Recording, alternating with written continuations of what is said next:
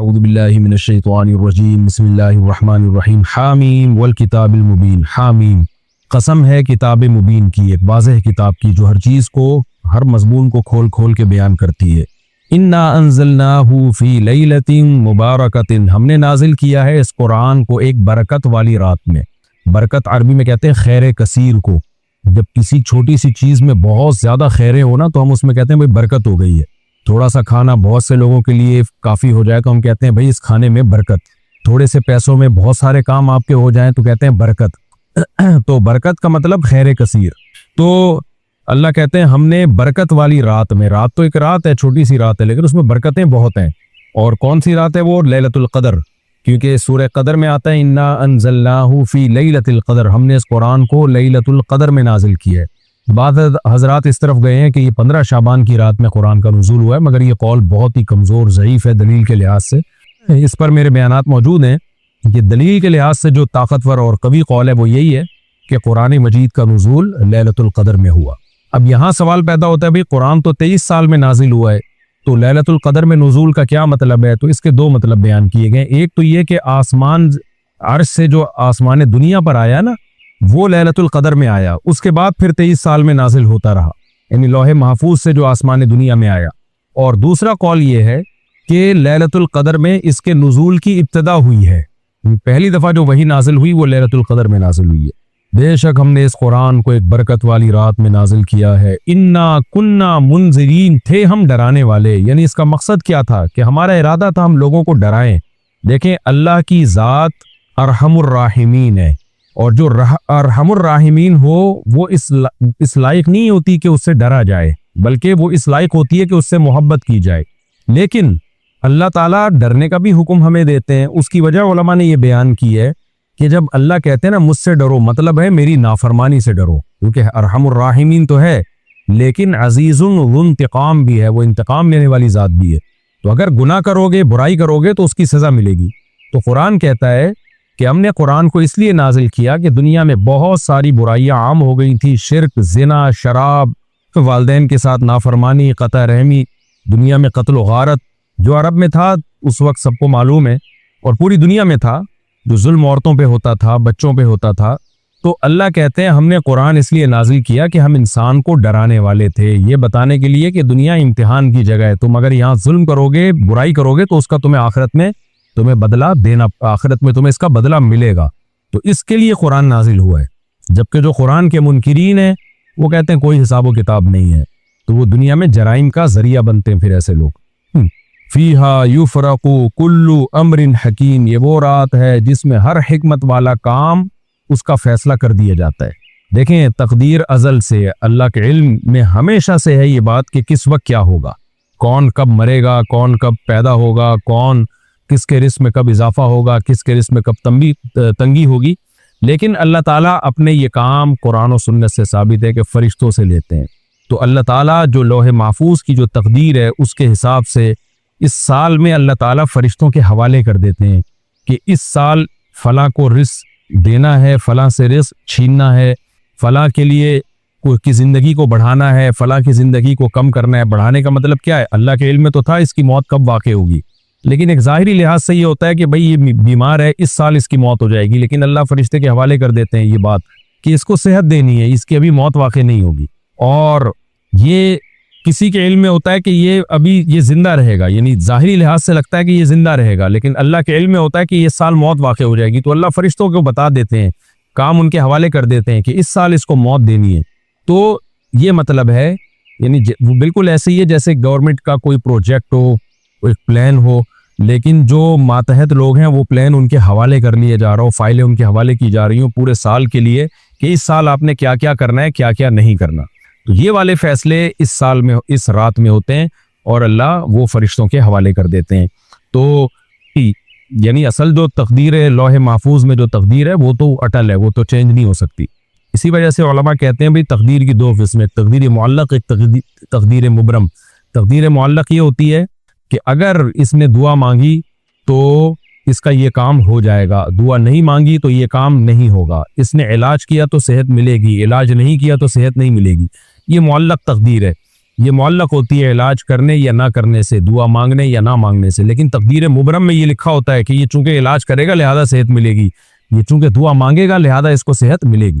तो वो जो अल्लाह के इल्म का नाम है, जो तकदीर, वो अटल है, वो कभी भी चेंज नहीं होती।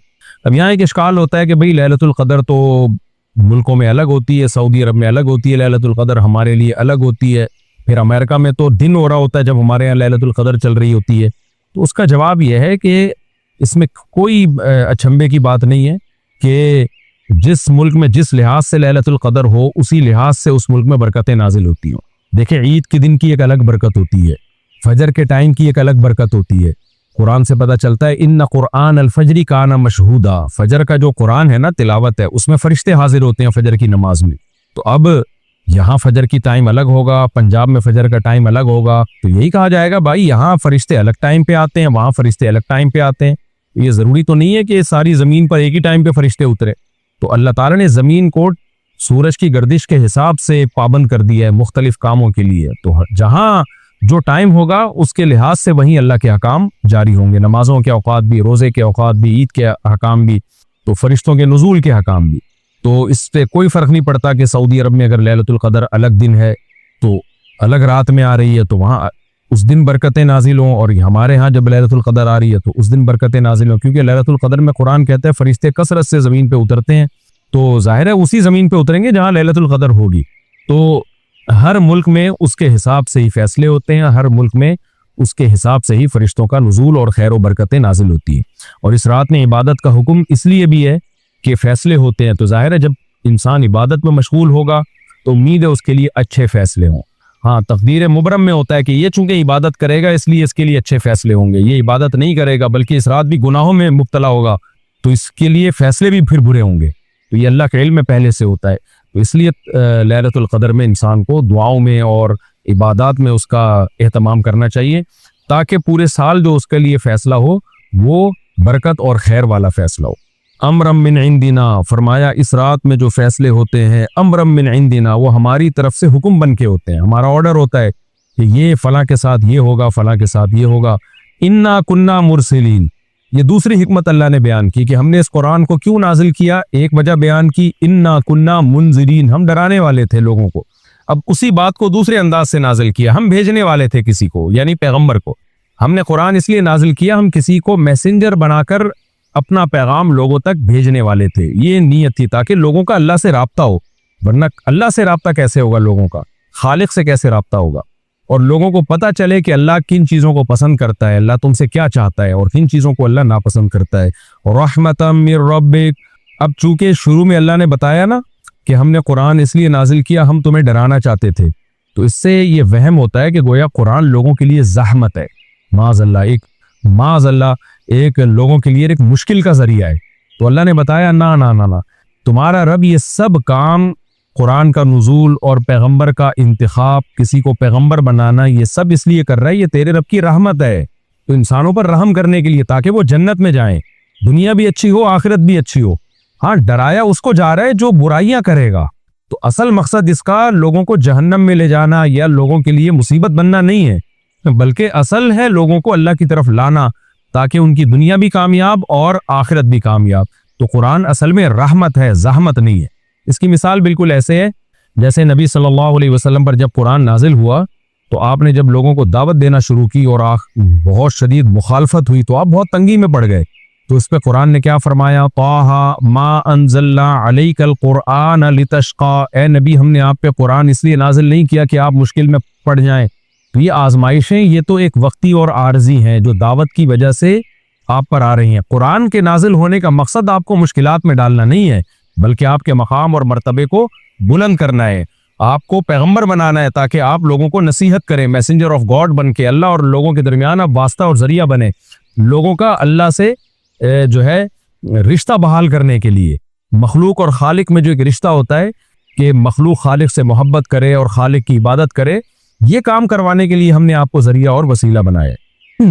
रहमतम मिर रब्बिक, ये आपके रब की रहमत है। इन्नहु हुवस समीउल अलीम, बेशक वो अल्लाह सुनने वाला और जानने वाला है। जाहिर है जिसका इल्म कामिल हो उसे पता है कि किसको पैगंबर बनाना है और कब अपने कलाम को नाजिल करना है।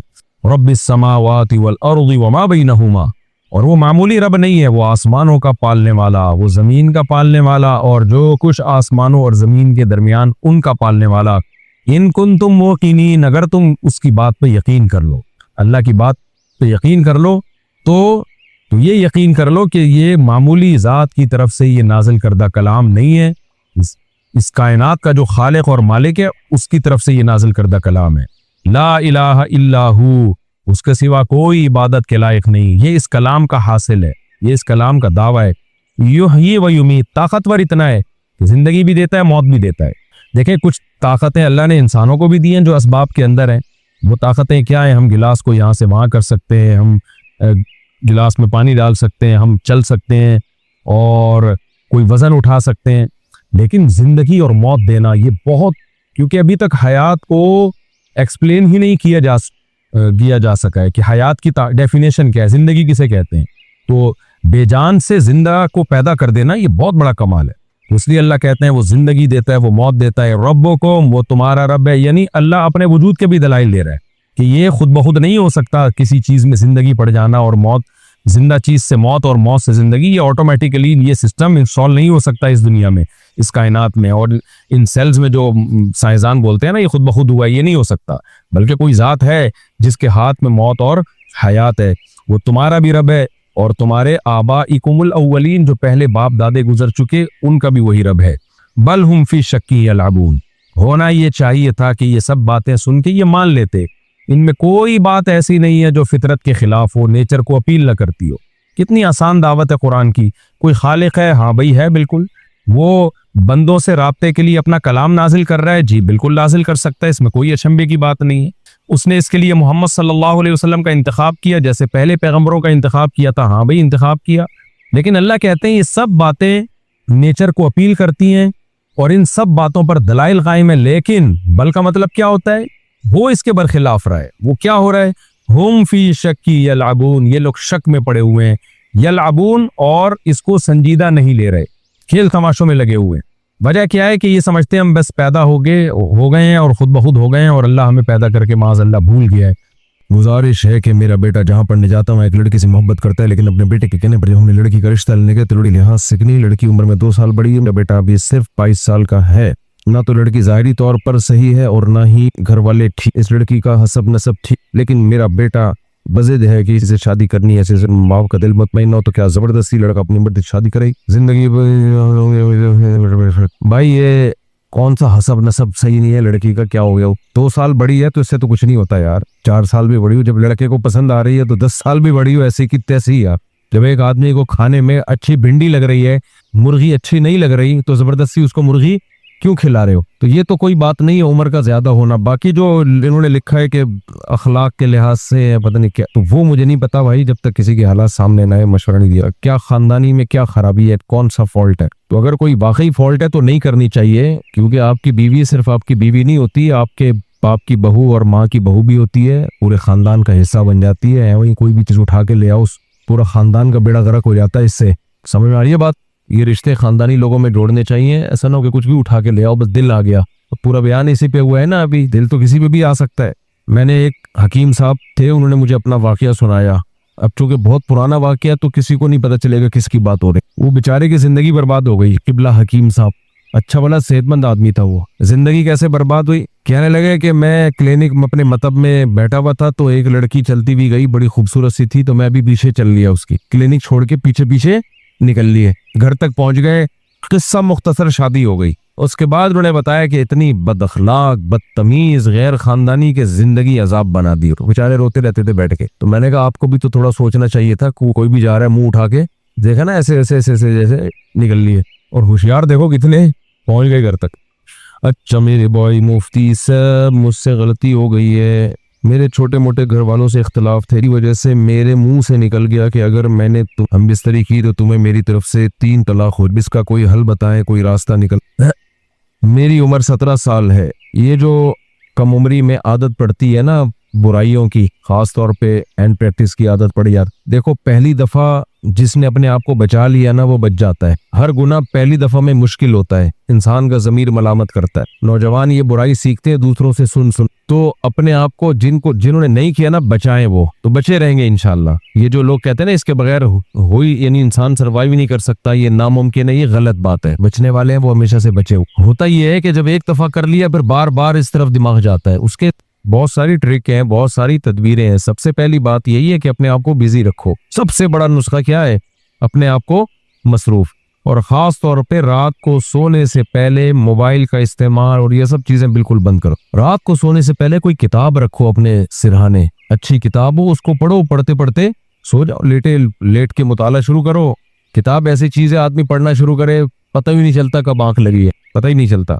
तो पढ़ते पढ़ते सो जाओ और फिर सारा दिन अपने आप को बिजी रखो ना। कुछ सारा दिन का शेड्यूल बनाओ कि कल मैंने करना क्या है। जितनी ज्यादा फिजिकल एक्टिविटी करोगे, जॉगिंग है, जिम है, उतना इन गैर अखलाकी सरगर्मियों से बचे रहोगे। जॉगिंग, जिम ना, इन चिकनी ताकत तवानाई को इन चीजों में खपाओ। तो इससे फायदा ये होता है कि इंसान की जब बॉडी बनना शुरू होती है तो फिर उसको खुद ही एहसास होता है यार मैं वो काम नहीं करूं जिससे मेरा जिस्म बॉडी खराब हो। दूसरा, इसके नुकसानात भी सोचने चाहिए। आजकल बाज डॉक्टर कहते हैं इससे कोई नुकसान नहीं होता, ये गलत है। मेंटली बहुत ज्यादा नुकसान होता है।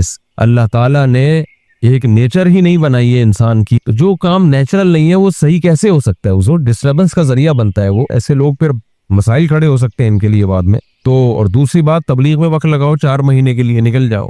और सबसे अहम बात यह कि फिर भी गुनाह हो जाए तौबा करो, बस फिर हो जाए फिर तौबा करो। अल्लाह से ताल्लुक खत्म मत करो। छूट ना भी जाए, कम हो जाए ना गुनाह, कम हो जाए गुनाह। और शादी करो ना जल्द से जल्द, उसमें ताखिर क्यों करता है भाई? बहुत ही से मेरा ज़ेरे लब पड़ी है, भी ज़ेरे लब ही ऐसे जो पढ़ता हूँ ना, इसमें कोई बातिन वाली बात तो नहीं है भाई, इसमें तो कोई ऐसी छुपाने वाली बात नहीं। बहरहाल कह रहे छुपाओ, अच्छा आगे छुपाने वाली। भाई तेरा दिमाग खराब हो गया, ये बंदा जो है ना सड़िया गया है। जो भी है फौरी तौर पे डॉक्टर से इलाज करवाए। खिसक चल रहा है तभी कह रहे छुप के पढ़ो। आगे इनको अपने बारे में वहम हो गया कि मैं बहुत नेक हूं। बस इंसान के पागल होने के लिए इतना काफी है कि वो अपने आप को क्या समझना शुरू कर दे, नेक। जिस दिन ये वहम हो जाए ना कि मैं नेक हूं या मैं बहुत अच्छा हूं, तो समझ लो मामला हो गया खराब। वो एक मौलाना साहब थे, वो हर वक्त लोगों को डांटते रहते थे ना, अपने मुरीदों को नहीं, नमाजियों को। मुरीद को डांटे तो चलो समझ में भी आता है। बहुत बेजार हो गए लोग उनसे। तो इंक्वायरी के लिए एक बंदा गया कि यार ये तो अच्छे भले सही आदमी है, इनको हो क्या गया है? हर वक्त गुस्से में, हर वक्त डांट डपट। खैर वो उनके साथ रहा तो मुझे आके रिपोर्ट पेश की। कह रहे मसला इनके साथ ये है कि इनको अपने बारे में वहम हो गया है कि मैं बहुत नेक हूं। मैंने कहा यार 100% सही तज्जिया किया है। जिस दिन इंसान को अपने बारे में ये वहम हो जाए ना कि मैं नेक हूं, उस दिन से उस डिप्रेशन में भी जाता है वो। समझ में आ रही है बात? क्योंकि लोग आजकल किसी को नेक वेक नहीं समझते हैं, ये बता दूं। वो पीरो मुर्शिद वाला दौर, वंस अपॉन अ टाइम, लोगों की अकीदत ऐसी है सेकंडों में नीचे आती है, धड़ाम से। जरा सा कुछ देख लेना, एकदम धड़ाम से अकीदत नीचे आती है। तो आप अपने आप को नेक समझ रहे हो, लोग आपको नेक समझते नहीं है। वो आपके हिसाब से, आप जो जैसा आप अपने आप को समझ रहे होते वो उनका रवैया नहीं होता, तो आदमी जाता है डिप्रेशन में। तो तकब्बुर जिसकी खोपड़ी में है ना, एक दिन मर जाता है वो डिप्रेशन। नॉर्मल रहा करो। ये भाई साहब ने जो पर्चा दिया ना, मैं पढ़ नहीं रहा इसको, लेकिन इनका खुलासा यही है, नॉर्मल हो जैसे सारी दुनिया है, अपने आप को वैसा समझो और बाकी चक्कर छोड़ दो। तबलीग में जाना फर्ज वाजिब है, ये नफिल है। जिसकी इस्लाह तबलीग में जाने पर मौकूफ है। मौकूफ थोड़ा गाढ़ा लफ्ज हो गया।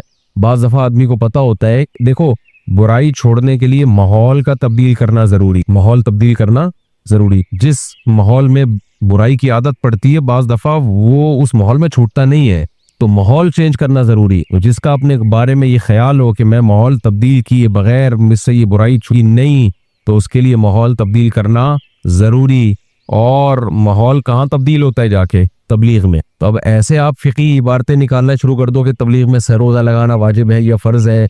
ये तो ऐसे ही हो गया कि 2 रोटियां या 1.5 रोटी खाना फर्ज है या नहीं, जान बचाना फर्ज है। अब जान कैसे बचेगी ये आप फैसला करो, क्या ख्याल है? अब कोई कहे 2 पराठे खाना इस्लाम में, मैंने फिर अल्लाह के फजल से 2 पराठे फोड़े सुबह। अच्छा, मेरे 2 पराठे सुन के लोग समझते पता नहीं कितना फोड़ता होगा।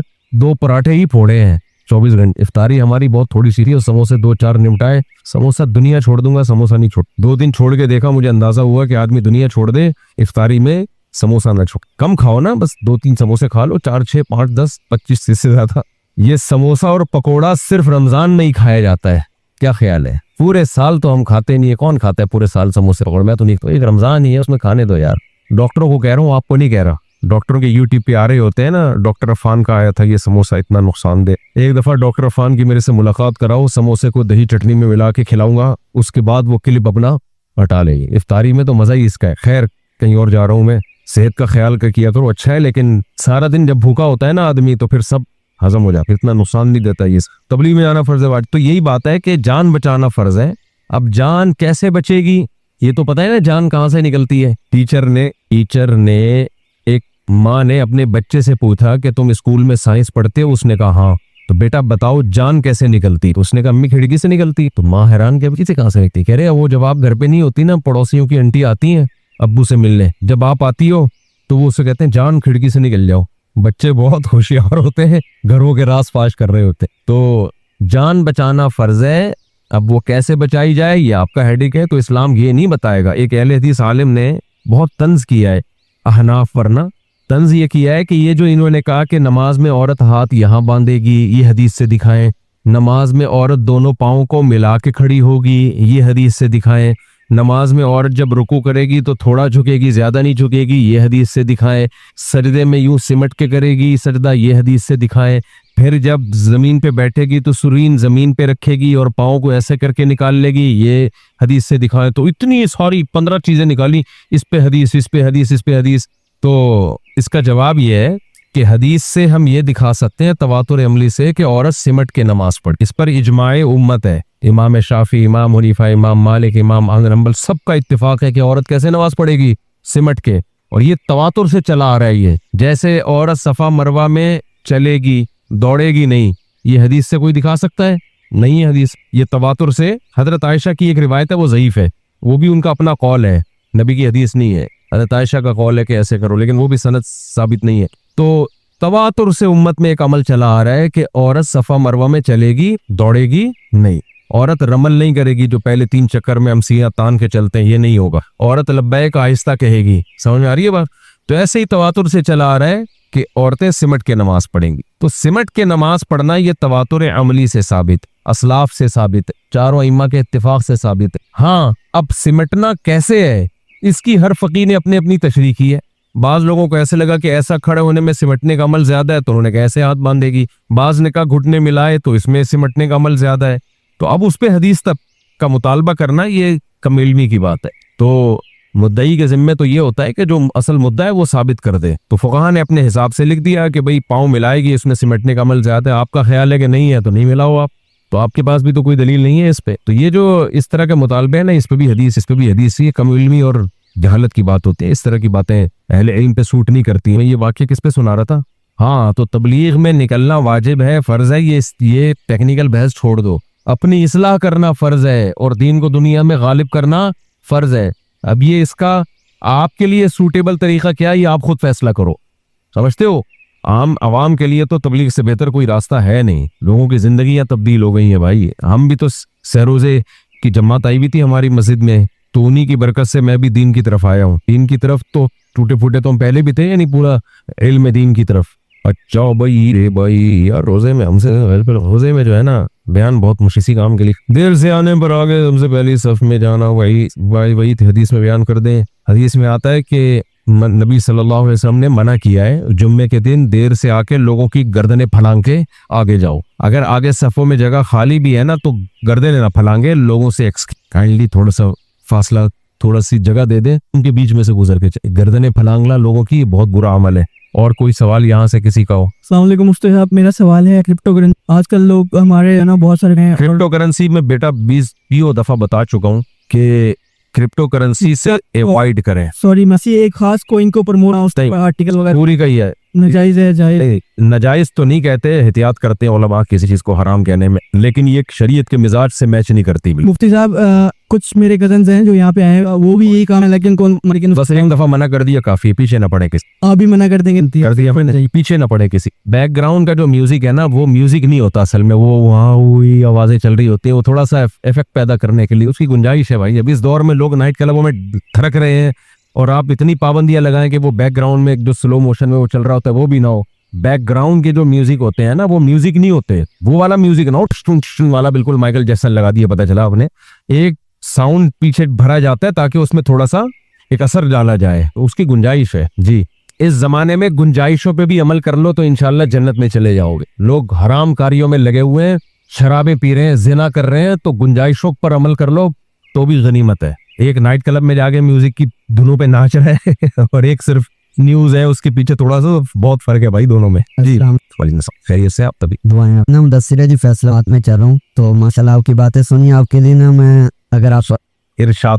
तनकीद ना तकरार बड़ी देर से चुप हैं, हैरत है मेरे यार बड़ी देर से चुप हैं। तनकीद ना तकरार बड़ी देर से चुप हैं, हैरत है मेरे यार बड़ी देर से चुप हैं। गूंगों को तकल्लुम के मौके हैं मुयस्सर, हम माहिर गुफ्तार बड़ी देर। अभी तो बोले आप ले माशा, आपका अपना शेर है ना?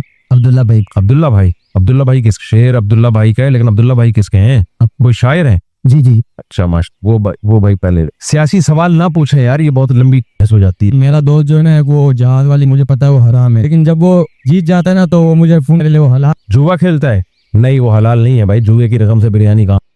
ये भाई कुछ पूछ रहे हैं जी। खवातीन का इत्तिकाफ घरों में है, मस्जिदों में नहीं है, मदरसे में नहीं कर, तो घर में। ओए भाई शेर व शायरी इरशाद। शायरों के अपने एक स्टाइल होते हैं भाई, उस स्टाइल में बताना पड़ता। जरा सा कुदरत ने क्या नवाजा आके वाह वाह वाह, अभी से उड़ने लगे हवा में, अभी तो शोहरत नहीं है। ये जो जिन्होंने पहला सवाल पूछा था ना, ये उन पे शेर है। ये आपका शेर है? ये एक इंडिया के कोई शायर है, उनका बड़ी अच्छी शायरा है मेरा ख्याल है। उसका एक शेर है, बहुत जबरदस्त शेर है उसका, कि जो खानदानी रईस है वो मिजाज रखते हैं नरम अपना, तुम्हारी दौलत बता रही, तुम्हारा लहजा बता रहा है, तुम्हारी दौलत नहीं है। आहा, शायरी सुना करो मेरे भाई। इंटरनेट पे 3 चीजें काम की, एक दीनी बयानात, एक मेडिकल साइंस की मालूमात और एक शायरी। 3 चीजें सुना करो। वालेकुम अस्सलाम। देखें, लड़की ने अपनी मर्जी से शादी कर ली और जहां माँ बाप कह रहे थे वहां शादी नहीं की। ये केस आते रहते हैं बड़े बड़े शहरों में, ऐसे वाकयात। उसको हम काबिल तारीफ कभी भी नहीं समझते कि लड़की माँ बाप की मर्जी के बगैर शादी। देखो, जो काम हो जाते हैं वो रिवर्सेबल नहीं होते। बास काम ऐसे हो गया तो हो गया। अब उसको जहन्नमी वहन्नमी निकाह ही किया ना, भागी थोड़ी है घर से। करना ठीक नहीं है। माँ बाप की मर्जी के बगैर कहीं निकाह, इसमें बहुत नुकसानात होते हैं लड़की। लेकिन पहली बात यह है कि वो भी तो उसकी मर्जी के बगैर जबरदस्ती क्यों कर रहे थे, ये भी गलत है। माँ बाप दीन सिर्फ अपनी मर्जी का चलाएं, और जब अपने ऊपर शरीयत की जिम्मेदारी आए तो वो वहां शरीयत नहीं हो, तो ये तो गलत है ना। इस्लाम है तो वो माँ बाप ने भी तो फॉलो करना है ना उसको। तो अल्लाह के नबी ने साफ मना किया कि उसकी मर्जी के बगैर नहीं कर सकते आपने। कैसे? अगर लड़की की मर्जी के बगैर निकाह जायज होता तो उससे पूछा क्यों जाता है कि कबूल है कि नहीं है? ऐसे कान से पकड़ के बस हवाले करते थे किसी के, क्या ख्याल से कबूल है पूछा इसलिए जाता है कि बता है या नहीं है। जी, जैसे हालात चल, हाँ, इमेजिन करे कि पाकिस्तान हालात। अच्छा, जैसे ही जंग के हालात होते हैं ना, फौरन जो पेशगोइयां हैं वो शुरू हो जाती हैं। एक्चुअली हदीस में आता है खुरासान से लश्कर निकलेगा, बस लश्कर निकलने वाला है। दज्जाल के बारे में हदीस है, इमाम मेहदी का तो आ ही गए हैं। बस भाई हदीस पर ईमान लाना जरूरी है। दज्जाल भी आएगा, इमाम मेहदी भी आएंगे, कब आएंगे उसकी डेट नहीं बताई गई है। हमने फैसला ग्राउंड रियलिटी को देख के करना है कि हालात चल क्या रहे हैं। समझ में आ रही है बात? जो हालात चल रहे हैं उसको देख के फैसला करना है। हालात फिलहाल ये चल रहे हैं कि ईरान कमजोर हो गया तो वहां आके दुश्मन लोग बैठ जाएंगे और पाकिस्तान भी कमजोर होगा, और इससे जो गजा के लोग हैं ना उनकी हालत और खराब हो सकती। तो इसलिए ये अच्छा नहीं हो रहा हालात के मद्देनजर। ये भी बाकी ये कि अगर पाकिस्तान को इंशाल्लाह कुछ होगा, इसलिए नहीं कि एटमी ताकत है, उसको तो अल्लाह की मदद है ना। इस एटमी ताकत भी इसी वजह से कि अल्लाह की मदद है। तो एटमी ताकत होने का फायदा ये होता है कि कोई भी मुल्क आपको अंदर से तो बगावतें कराएगा। तो कभी वो देखते हैं कि इनका भी फिलहाल हॉट टॉपिक चल क्या रहा है, इनको उस पे लेकर आओ, किसी तरीके से सेट करो। तो वो अंदर से तो बगावतें करवाएंगे। अफगानिस्तान को कहा हुआ है इनको अंदर से जाके, इंडिया को बोल दिया इधर से यूं करो, वैसे करो, वैसे करो।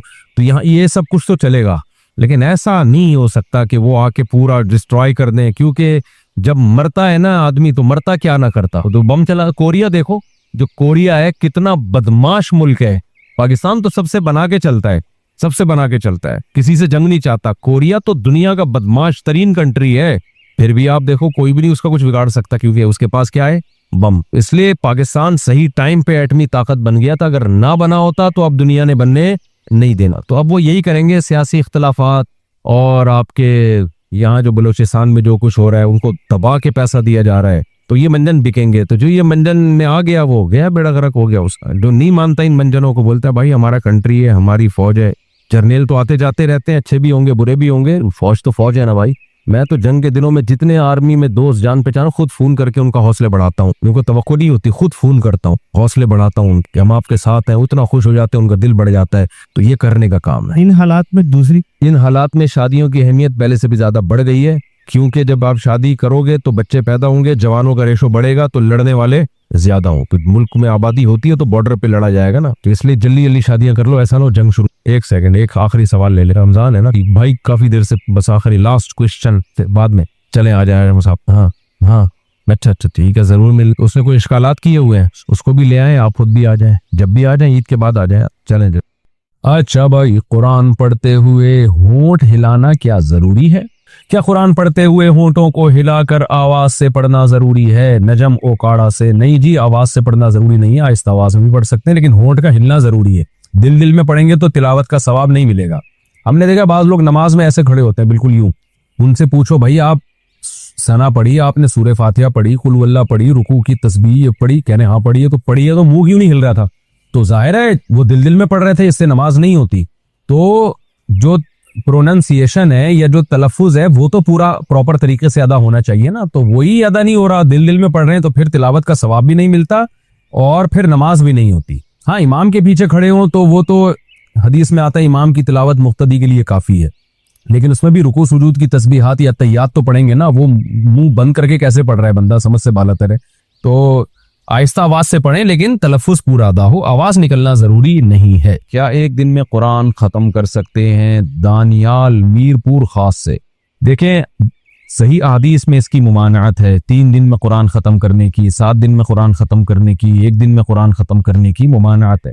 तो इससे आज हमारे यहाँ बाज लोग, बाज स्कॉलर्स जो हैं, चूंकि वो फिका और तो पढ़ा हुआ नहीं होता, उन्होंने प्रॉपर वे में इल्म हासिल नहीं किया होता, तो बस जब भी उनको कोई बताया जाए कि फलां बुजुर्ग 3 दिन में कुरान खत्म कर लेते हैं तो फौरन फतवा लगा देते हैं कि हदीस में तो मुखालफत है, मुमानत है, और ये 3 दिन में कुरान खत्म कर रहे हैं। तो खूब समझ लें, सहाबा, ताबिईन, तबा ताबिईन, मुहद्दिसीन में बहुत सारे हजरात, इमाम शाफी रहमहुल्लाह, हजरत उस्मान रजी अल्लाह अन्हु, बहुत सारे हजरात से, इमाम अबू हनीफा रहमतुल्लाह अलैह, इन सब से साबित है कि बाज एक रात में कुरान खत्म कर लिया करते थे, और रमजान में तो बहुत ज्यादा ये लोग तिलावत किया करते थे। तो किसी भी हदीस का मफहूम जो है वो मुहक्किकीन से पूछा जाएगा, तो मुहक्किकीन कहते हैं कि इस हदीस का मफहूम ये है कि आम तौर पर 3 दिन में या 1 दिन में कुरान जो खत्म करता है वो इंतहाई स्पीड के साथ करता है, कुरान को समझता नहीं है, कुरान का हक अदा नहीं करता, इसलिए नबी सल्लल्लाहु अलैहि वसल्लम ने मना फरमाया। तो आम लोगों का यही हुक्म है, लेकिन बाज लोगों को अल्लाह ने गैर मामूली सलाहियत दी होती है। जैसे हजरत उस्मान रजी अल्लाह तआला अन्हु के बारे में हजरत उमर ने एक दफा आपकी तरफ इशारा करके फरमाया कि मुझे इस शख्स से मोहब्बत क्यों ना हो, ये वितर की 1 रकत में पूरा कुरान खत्म कर देते हैं, यानी 3 रकत वितर में से जो 1 रकत है ना, उसमें पूरा कुरान खत्म कर देते हैं ये हजर अस्वद के सामने खड़े होकर। तो ऐसे बहुत सारे वाकयात हैं असलाफ के। तो हजरत उमर ने तो नहीं फरमाया कि गलत करते हैं, या और इस तरह के खुद इमाम बुखारी से ऐसी उनकी इबादत की कसरत मनकूल है। तो बाज लोगों को अल्लाह ताला ने गैर मामूली सलाहियत दी है, वो 1 रात में भी समझ के कुरान खत्म कर लेते हैं, वो 1 दिन में भी कुरान को समझ के खत्म कर लेते हैं, उनके अंदर गैर मामूली सलाहियत होती है। तो उन लोगों के लिए ये हदीस नहीं है। और बाज लोगों के तौर पर बतौर करामत के अल्लाह ताला वक्त को लंबा कर देते हैं। ऐसे भी बुजुर्गों के बहुत वाकयात हैं कि करामत के तौर पर अल्लाह ने उनके 1 दिन को लंबा कर दिया। तो करामत अल्लाह की एक कुदरत है, अल्लाह ताला किसी के हक में भी कुछ भी कर सकते हैं। तो बहुत सारे ये वाकयात मुस्तनद ज़राए से साबित हैं, इसलिए आम लोगों के लिए तो यही हुक्म है कि इतनी स्पीड में ना पढ़े, वो कि समझ ही ना आए क्या कर रहे हैं, और फिर दिमाग भी इंसान का खराब होने लगता है इससे। तो आम लोगों के लिए यही हुक्म है। लेकिन अल्लाह ने किसी को गैर मामूली सलाहियत दी हो, कुरान से गैर मामूली मोहब्बत हो उसको, तो फिर उसके लिए जायज़ है ये। और बाज़ दफ़ा हाफिज़ कुरान को कुरान दोहराने के लिए, याद करने के लिए बहुत ज़्यादा पढ़ना पड़ता है, तो रट्टा लगाने के लिए पढ़ना पड़ता है। अल्लाह ताला मेरे वालिद साहब की मग़फ़िरत फरमाए, वो बताया करते थे कि जब वो जहाज़ पे होते थे, पाकिस्तान नेवी में थे, वो कहते हैं शिप पे जब हम होते थे सफ़र में, तो मैं बाज़ दफ़ा फारिग होता था तो रोज़ाना 1 कुरान में ख़त्म करता था, और 30 दिन तक उन्होंने 30 कुरान फिर ख़त्म किए इस तरीके से। तो अगर किसी के अंदर सलाहियत है और किसी को अल्लाह ने क़ुव्वत दी है, जज्बा दिया है, तो उसमें कोई हरज नहीं है। लेकिन आम हुक्म आम लोगों के लिए यही है कि वो इतनी जल्दी कुरान ख़त्म ना करें, 3 दिन से कम ज़्यादा उसको करें, ताकि उसको सही तरह से पढ़ा जा सके, उसको समझा जा सके। कुरान की तिलावत कैसे करें? अदनान साहब गुजरात से पूछते हैं, कुरान मजीद की तिलावत तेज़ रफ्तार में की जाए या धीमी रफ्तार में? अगर तेज रफ्तार में की जाए तो कम वक्त में ज्यादा तिलावत हो जाती है, नीज आवाज तेज हो या कम हो। अदनान भाई, खवातीन अगर तिलावत करें तो उनको तो धीमी आवाज से करनी चाहिए, ऊंची आवाज से नहीं करनी चाहिए। मर्द अगर तिलावत करे तो ऊंची आवाज से तिलावत करनी चाहिए, इतनी ऊंची ना हो कि लोग डिस्टर्ब होना शुरू हो जाएं, घर के अफराद परेशान हो। लेकिन इसकी बड़ी बरकत होती है, घर में जब ऊंची आवाज से तिलावत होती है तो हदीस से ये बात साबित है कि उससे शयातीन के असरात घर में ख़त्म होते हैं, फरिश्ते उस तिलावत को सुनते हैं, उससे बरकतें होती हैं।